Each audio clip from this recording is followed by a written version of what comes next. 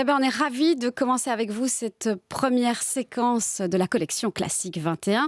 Et on se dit, pour débuter, on n'aime pas faire comme tout le monde, hein, Laurent? Non, c'est On vrai. n'aime pas. Et donc, on va commencer par la fin. Sur le site de Rock en Seine, Liam et Noël se sont battus.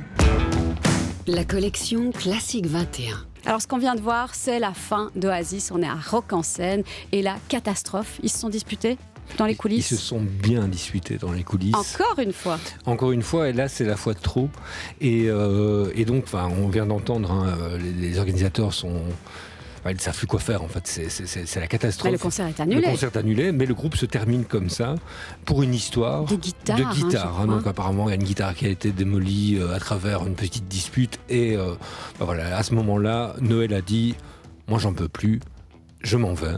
Et donc le groupe se termine comme ça, en plein milieu, avant la prestation d'un concert qui s'annonçait grandiose, combien logiquement. important à Rock en Seine, qui est quand même pas le dernier des festivals. Alors juste pour la petite histoire, le petit clin d'œil, cette fameuse guitare, c'est une Gibson. Elle a fini par être réparée, elle a été mise aux enchères, elle a été, je crois qu'elle est partie à plus de 300 000 euros. En 2022. C'était en 2022. Bon, tout ça pour dire qu'on va parler d'Oasis, ça vous le saviez, et qu'on va parler du tout premier album d'Oasis, à savoir Definitely Maybe, un album qui fête ses 30 ans là, maintenant, tout de suite, et qui a une histoire assez particulière. Qui est une histoire assez particulière et qui se place dans un moment de l'histoire de la musique rock assez particulier. On est dans le début des années 90 et à ce moment-là, après la mort de Kurt Cobain, un moment charnière. Voilà, il y a la mort de Kurt Cobain, ça laisse un grand vide et donc ils vont venir en fait s'intégrer dans ce vide laissé par la fin du mouvement grunge. Et donc, on est dans l'époque de Blur, et d'Oasis, et de ce genre de groupe comme ça, la Britpop qui explose la vraiment. Britpop, oui, c'est cette nouvelle sensation en fait qui est nécessaire en fait pour plaire aux jeunes. Ils ont besoin de nouveaux rebelles, de nouvelles attitudes, et c'est à travers notamment l'image d'Oasis qui sera assez forte. Qui est d'ailleurs complètement à l'opposé de celle de Blur. Hein. On le rappelle, Blur, ils ont des jolies petites mèches, ils sont mignons, ils ont les dents toutes propres, ils viennent de Londres, et puis nous, on est du côté de Manchester là. Oasis, c'est les bad guys. C'est clairement les bad guys de Manchester. Et finalement, c'est les Beatles et les Stones, encore une fois. On réutilise un vieil instrument de marketing. Je me disais bien que le t-shirt, c'était pas un hasard. Voilà, vous l'avez vu. Donc voilà, il y a un hommage qui est caché ici à travers ce t-shirt. On connaît votre camp, donc. Voilà.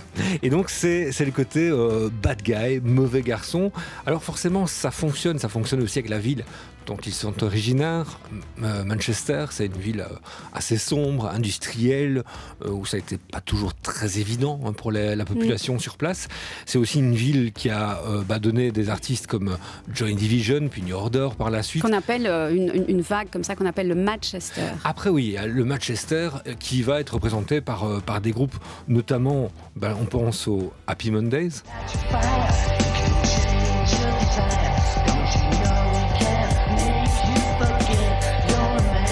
Ou encore un autre groupe qui va être une influence d'ailleurs pour Oasis, les Stone Roses.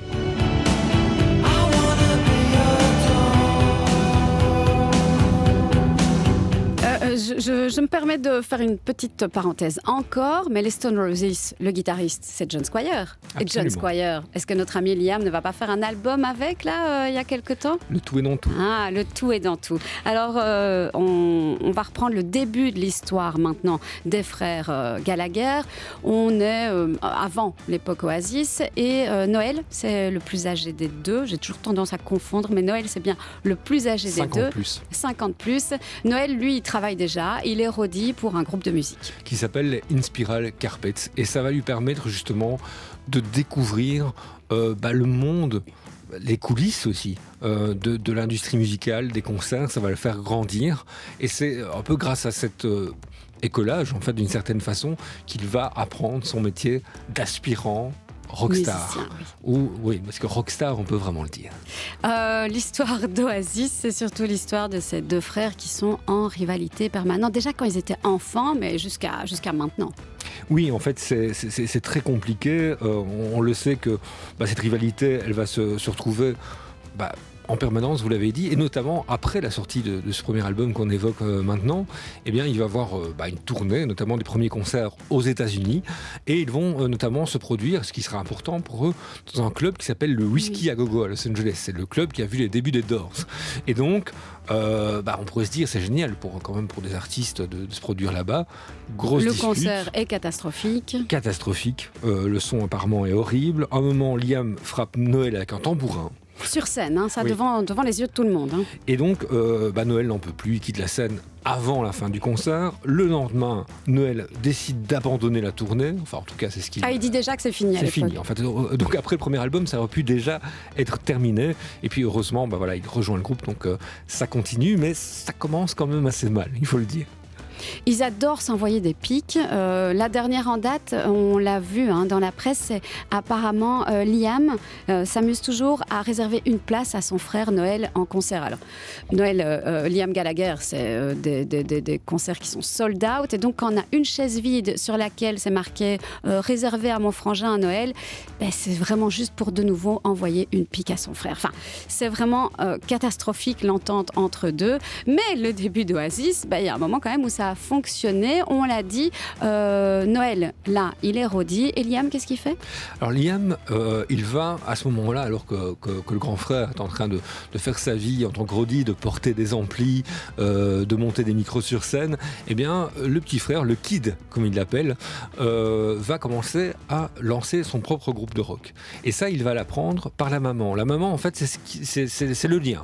C'est celle qui permet aux deux frères de savoir ce que l'un et l'autre font, puisqu'ils ne se parlent pas directement, donc ça donne un peu l'ambiance. Et donc, d'une oreille discrète, il entend par la maman, le kid est en train de faire un groupe de rock. Je vais quand même aller voir que c'est moi le grand frère, je vais dire ce que je pense. Et qu'est-ce qu'il en pense ? Eh bien, d'après ses propres mots, je ne fais que citer, vous m'excuserez, il pense que c'est de la merde totale. C'est joli ça, c'est super. Et donc, qu'est-ce qu'il va faire pour aider ça ? Et donc, pour régler ça, eh bien, Liam, lui, il ne pense pas que son groupe c'est de la merde totale, évidemment, mais il est conscient d'une chose, c'est qu'il manque d'un compositeur dans son groupe. Il a des musiciens, il sait chanter, c'est un bon frontman, mais il lui manque la patte de composition artistique. Ça a dû lui coûter alors la suite de l'histoire quand il c'est demande. Clair, parce qu'il a dû appeler à l'aide le grand frère. Et le grand frère va accepter de venir filer un coup de main au petit frangin avec quelques conditions sine qua non. Et pas des moindres. Les conditions, il y en a deux essentielles. Premièrement, ça doit être le seul guitariste du groupe, donc guitariste principal. Il peut avoir un rythmique, mais tout ce qui est solo, etc., ce sera lui. Et le groupe ne pourra jouer que les compositions de Noël. C'est ainsi qu'Oasis est formé. Alors le nom Oasis, il vient d'une affiche qui était dans la chambre des deux garçons, ils dormaient ensemble. Et justement, Noël était rodé du fameux groupe là, et ce groupe a fait une petite tournée, notamment dans une salle qui s'appelait Oasis Leisure Center, qui se trouve à Swindon, donc en Angleterre également. Et c'est là où ils se sont dit, Oasis, ça sonne bien, il y a un truc sympa comme ça. Et si on gardait ce nom-là ? Et puis Oasis, c'est un nom, mais c'est surtout une attitude. Il faut tirer la tronche pour être un bon musicien dans Oasis. Il faut tirer la tronche et il faut avoir un son noisy à souhait. C'est vraiment le côté d'avoir un son qui bouscule, qui étonne aussi, mais qui reste simple. Ne pas en faire trop. Être efficace. Efficace, pousser le volume au maximum. Ça sera vraiment important pour eux, et notamment, on doit lui rendre hommage aussi, puisqu'il y a un guitariste rythmique dans le groupe qui s'appelle Paul Bonnen-Arthur, ce qu'on voit d'ailleurs aujourd'hui sur scène aux côtés de Liam, qui, lui, va quelque part créer ce mur de son typique des débuts d'Oasis, vraiment ce côté hyper disto, etc. Eh bien, c'est notamment dû à sa patte. Je suppose que, comme tout bon groupe qui se respecte, surtout là du côté de Manchester où il n'y a pas beaucoup de richesse, c'est vraiment la galère au début. Alors c'est un petit peu la galère, mais c'est pas trop long pour eux. Et ça c'est bien, parce qu'il y a des groupes qui peuvent galérer pendant des années avant de se faire remarquer. Ici ça va quand même relativement vite, puisqu'ils sont remarqués par un businessman écossais qui s'appelle Alan McGee. Et lui, il a créé en fait un label qui s'appelle Creation Records. Et ce Creation Records, le nom, fait référence à un groupe qui s'appelait The Creation, qui était un groupe un peu culte des années 60. Et donc, voilà, tout ça colle. Il les trouve sur scène, il se dit, OK, avec ce groupe, je peux faire quelque chose. On va donc rentrer en studio et on va enregistrer cet album. Est-ce que, ça doit aller très très vite? C'est un premier album, il n'y a pas beaucoup de budget, vite, il faut tout faire à l'arrache? Alors effectivement, généralement, quand on a un premier album, on n'a pas beaucoup de budget, il faut aller très rapidement. Ici, Alan McGee, celui qui les a signés, leur fait confiance et il leur propose en fait de prendre quand même le temps d'enregistrer cet album qui va être réalisé entre la moitié de l'année 93 et le début de l'année 1994, donc une relativement longue période pour un premier album, et ce sera nécessaire parce qu'en fait, voilà, le son d'Oasis, c'est bruyant. Très très noisy, qui peut paraître instinctif, qui peut paraître brut et qui en fait ne l'est pas du tout. C'est léché, c'est travaillé, c'est vraiment du travail d'orfèvre. Quand on parlait de ce mur de son, ce mur de guitare, il y a effectivement beaucoup de prises de guitare différentes qui sont mises les unes sur les autres pour donner ce son chaotique, puissant, volontairement sale, mais c'est pas si simple que ça. Et les musiciens d'Oasis, ils ont beau, les frères Gallagher, ils ont beau se disputer tout le temps, ils ont envie d'arriver à un résultat particulièrement léché. Ils habitent du côté de Manchester, ils vont enregistrer du côté de Manchester? Alors pas vraiment, on en parlera par la suite, il y aura une petite partie qui sera faite à la maison, mais essentiellement l'album est enregistré dans plusieurs studios, dans différents endroits en Grande-Bretagne, tout d'abord dans les Cornouailles. On a un cadre très bucolique à la campagne. Autre cadre de campagne, c'est dans le Pays de Galles, dans un studio qui s'appelle le Rockfield. Alors le Rockfield, c'est un studio avec une histoire, puisque Oasis y enregistre ce premier album, donc c'est devenu aussi historique. Mais de nombreuses années plus tôt, un groupe qui s'appelle Queen y a enregistré une bonne partie de son morceau Bohemian Rhapsody en 1975. Et puis ils sont fans des Beatles, Oasis, donc ils vont aller aussi faire un petit tour du côté de Liverpool. Effectivement, pour eux ça leur semble logique, Manchester, Liverpool, c'est pas très très loin, mais c'est la terre effectivement des Beatles. Alors ils vont utiliser un studio qui n'a pas été utilisé par les Beatles, que les Beatles enregistraient à Londres, mais ils vont enregistrer là-bas dans un petit studio qui s'appelle le Pink Museum, où d'autres groupes de la scène de Liverpool vont travailler auparavant. Je pense notamment à OMD ou encore Echo and the Bunnymen qui dans les années 80 évidemment ont fait la grande fierté de la scène de Liverpool. Alors en tant que fan des Beatles, sur ce premier album, on va retrouver tout un tas de références, notamment dans Supersonic où il parle de Yellow Submarine dans le premier couplet, je crois. Mais ce qui est complètement contradictoire, c'est qu'on l'a dit, il y avait la guéguerre Blur Oasis, même si là on est à la formation de l'album, donc on n'y est pas encore, mais cette guéguerre qui est la même que celle de Stones et Beatles. Donc Oasis, ils sont fans des Beatles. En face, la guéguerre, c'était les Stones. Mais par contre, Oasis a complètement l'attitude des Stones. Je veux dire, quand on pense sur ce premier album, Definitely Maybe, le titre d'ouverture, c'est I'm a rock'n'roll star. Je veux dire, ça aurait pu être digne des Stones. Il y a tout un tas de trucs comme ça. Il y a Cigarettes and Alcohol. Il y a tout un truc Supersonic aussi. Il parle de gin tonic. Donc, ils sont des bad boys en puissance, mais fans des Beatles, ce qui est complètement insensé. Disons que effectivement, on les a associés aux Beatles au départ, à travers les interviews, mais on sait qu'ils sont fans des Stones, puisque aujourd'hui, on parlait de Liam Gallagher sur scène avec notamment John Squire des Stone Roses. Par quoi finissent-ils leur concert? Par une reprise de Jumping Jack Flash des Stones. Alors le son hyper travaillé, ce brick walling, c'est le nom qu'on lui donne, c'est le fait de mettre les amplis à fond de balle. Oui, et pour vraiment réaliser, avoir le son dont ils rêvent, ils vont pouvoir s'appuyer sur quelqu'un qui va être important dans les débuts d'Oasis. C'est un producteur qui s'appelle Owen Morris, qui va d'ailleurs produire les 2 albums suivants. Souvent on considère que les 3 premiers albums d'Oasis, ce sont vraiment les meilleurs, ce sont les albums et c'est toujours classiques. Owen Morris. Et c'est lui qui va signer ça avec eux. Owen Morris qui par la suite travaillera avec The Verve, aussi grande formation du Britpop, la Britpop, ou encore plus tard avec Kaiser Chiefs. Les frères Gallagher, pas facile à supporter, donc travailler avec, pas évident non plus. Et ce qu'on a oublié de préciser, c'est qu'Owen Morris, c'est pas le premier. Et non, il y a eu d'abord David Batchelor, quelqu'un qui n'était pas originaire du monde de la musique, mais bien du monde du cinéma.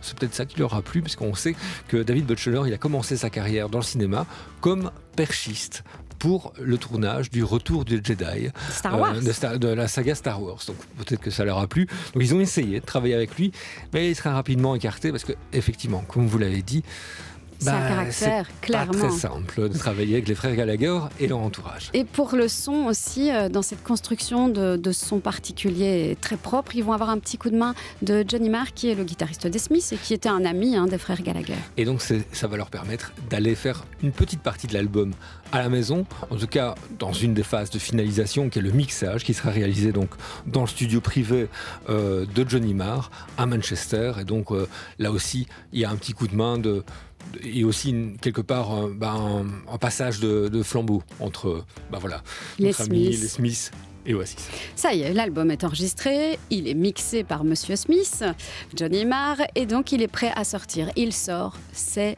la folie furieuse, tout le monde se l'arrache, il grimpe au sommet des charts illico.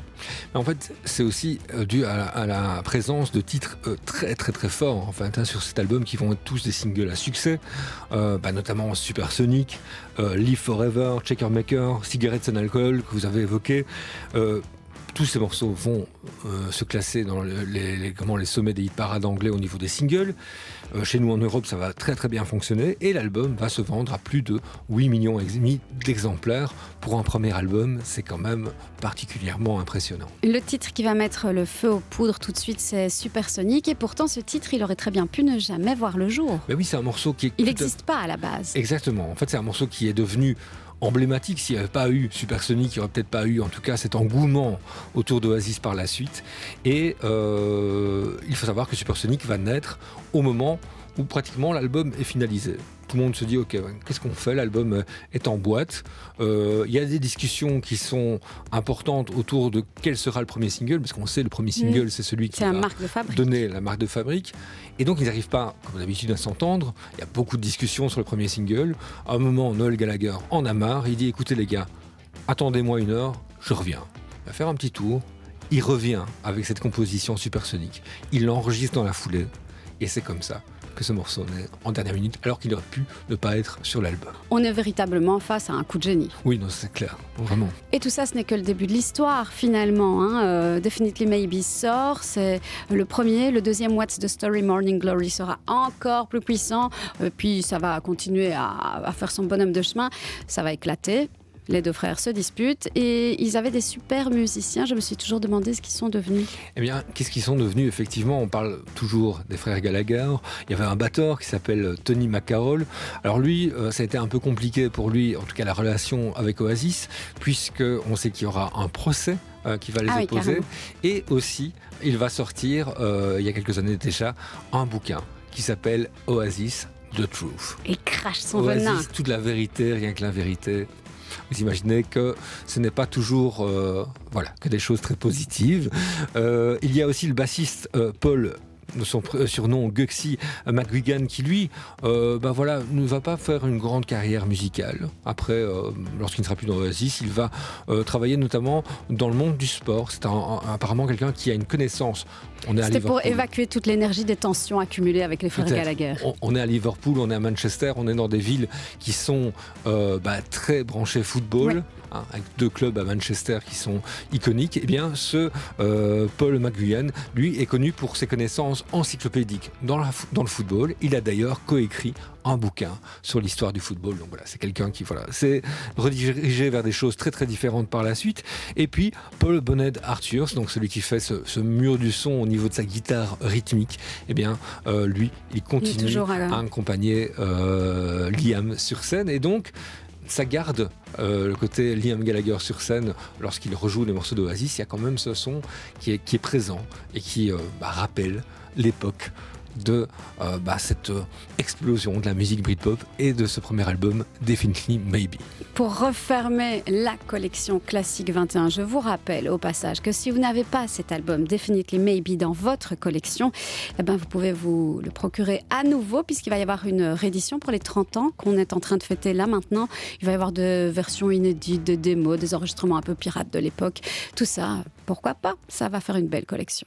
La collection Classique 21 avec Fanny Gillard et Laurent Riepi.